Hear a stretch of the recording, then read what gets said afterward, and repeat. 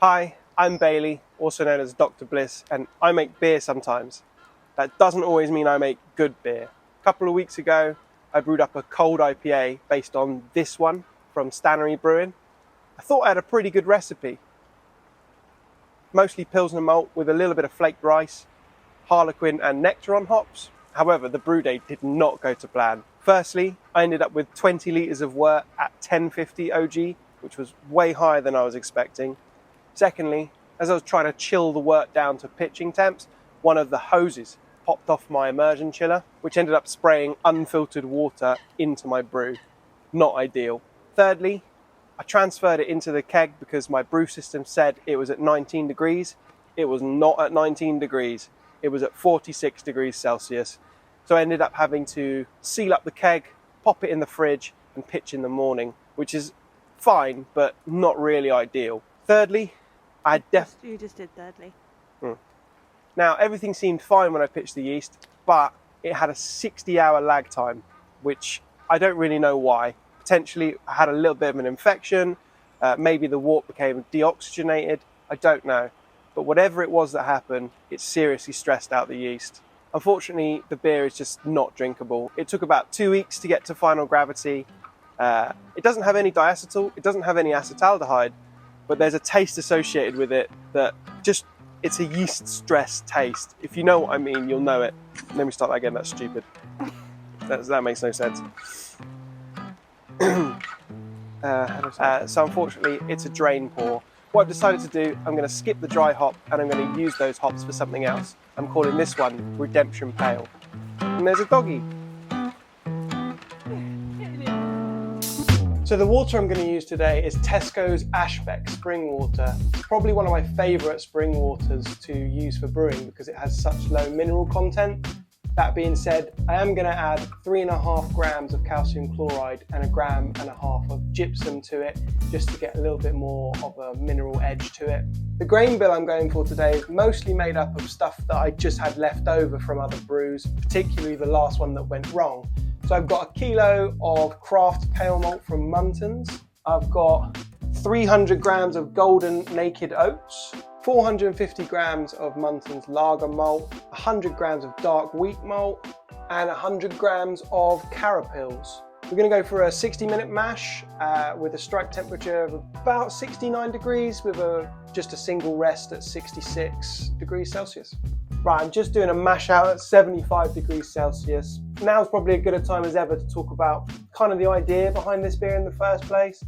I've gone for a sort of session strength, East Coast style pale ale. Not really sure if you can call it an American pale ale when it's English, Slovenian and New Zealand hops. So I guess it's just a sort of session pale. It's going to be pretty hazy because we've got a decent amount of oats in it and a decent amount of wheat. I think it should be good, something nice and drinkable, hoppy, but balanced. I'm really looking forward to it, to be honest.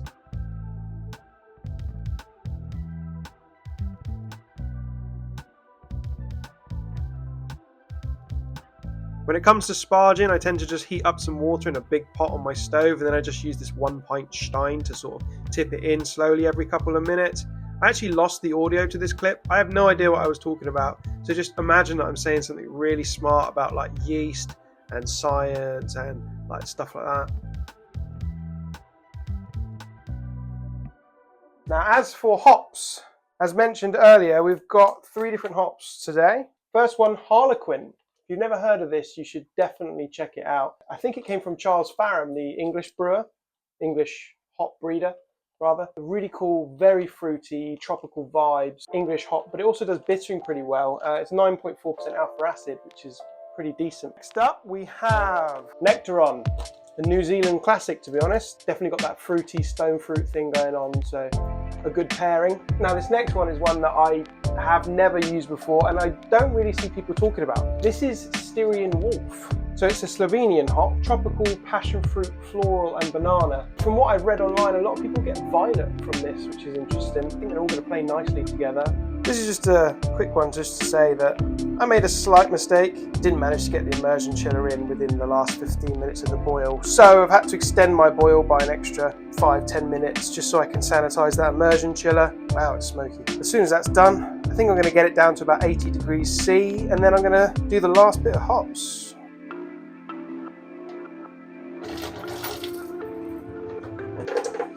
There we go, that's the end of a successful brew day. There was a few bits I forgot to film. I did use a Whirlpool tablet, and obviously it's getting a bit close there, isn't it? And obviously I did also do the Whirlpool edition.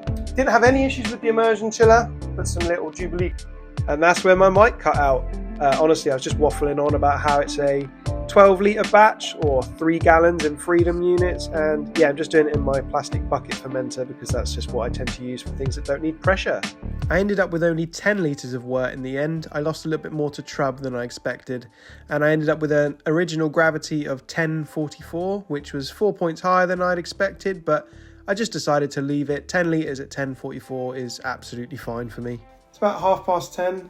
So it's been about a 5.5 hour brew day. Still got to do the cleanup though. But brew is never over until you've pitched the yeast. Today I'm going to use Mangrove Jack's Liberty Bell, which is a yeast that I've used quite a few times actually. I really like it. It's an English strain, but it's not overwhelmingly English in the way that sort of Windsor and Nottingham and things like that can be.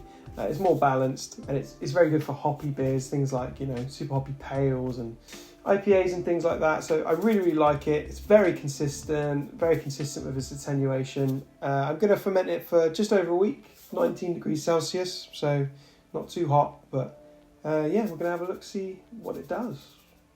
Just over 12 hours later, and the party started. The fermentation is underway. So it's been about 4.5 days now.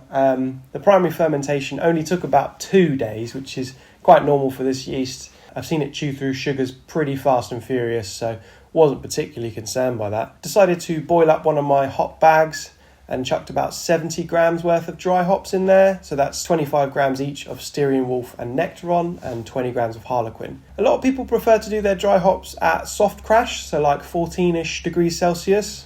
I have my own reasons against doing that, so I tend to just dry hop at room temperature and just give it a couple days to clear up any hop creep, and I'm not particularly concerned about hop burn either, considering it's not an excessive amount of dry hop. Probably give it a couple days and then I'll rack it into a keg. So the whole process is probably an 8-day ferment, which is pretty quick. I'm kind of looking forward to drinking it now, to be honest. Slightly flu delirious Dr Bliss here, but just wanted to show you this contraption that I've come up with for my cold crash. What I've basically done is taken an old water bottle, rigged up a little grommet, and shoved a bit of tube in there that goes right down to the very bottom of the bottle.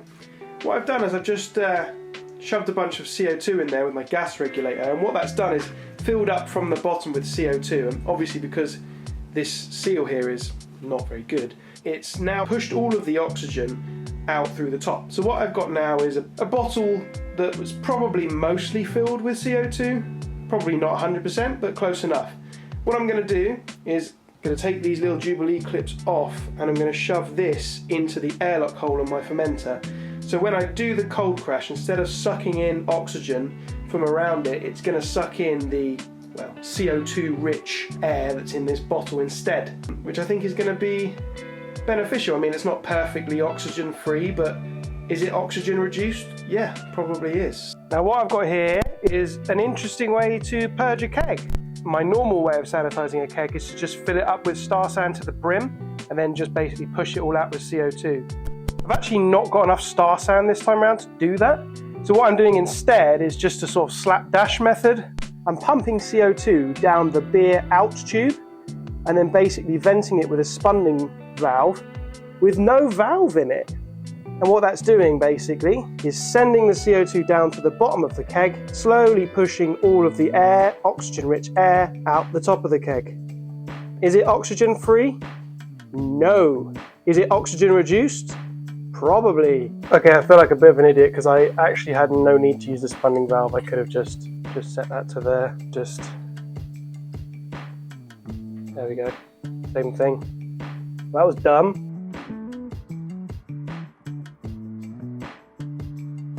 So the final gravity was a bit higher than I thought. It was around 1014, 1012, that sort of area, which gives you an alcohol percentage of 4%, roughly.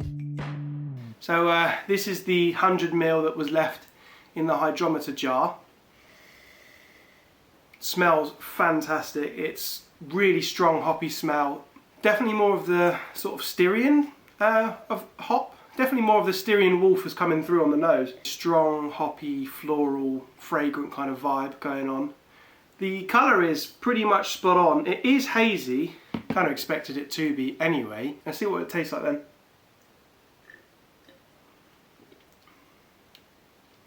Yeah, that's really good. Really nice. Definitely hoppy. Definitely one for the pale ale lovers, not one for the lager boys, I'm afraid. The fruits are there. The stone fruit is definitely there.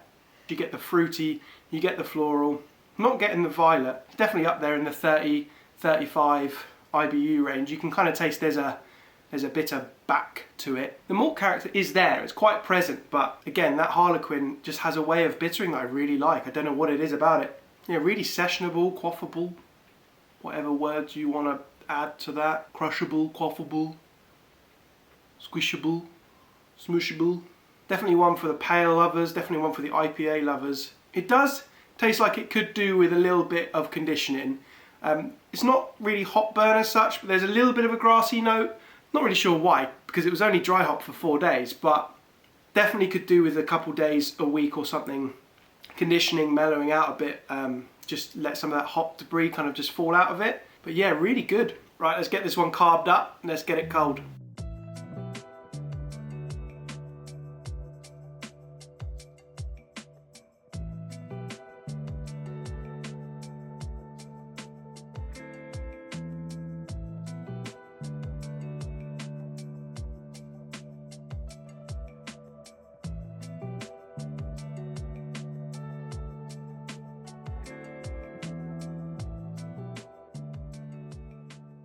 And there you have it. So this is Redemption Pale.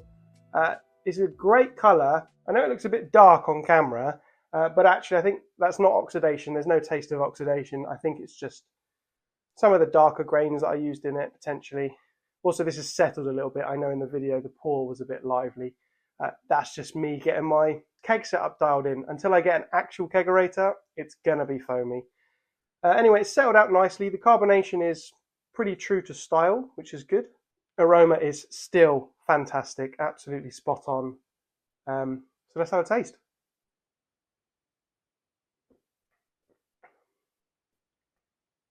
Wow, yeah, really good.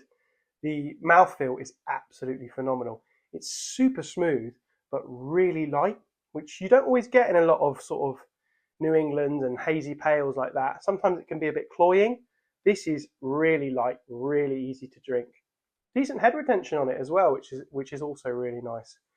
Taste-wise, you're getting a lot of that fruit, more of the fruit now that it's been carbonated, definitely for some reason. Definitely strong taste of that nectar on, definitely getting a lot of that Harlequin as well. I can taste the violet. It's not quite violet to me, but there's like a floral sort of flavour that's definitely really unique, that's definitely from the Styrian wolf. It's definitely left its mark on this beer, if that makes sense. So yeah, really, really lovely. Honestly though, I wish I'd just made more of it. It's a really good beer. And I really wish I had more of it. The only thing I think that I would change if I was to do this again, I think this beer would definitely benefit from a little bit of a kick in ABV. I think this beer would be a completely different beast at 6 or 7% alcohol.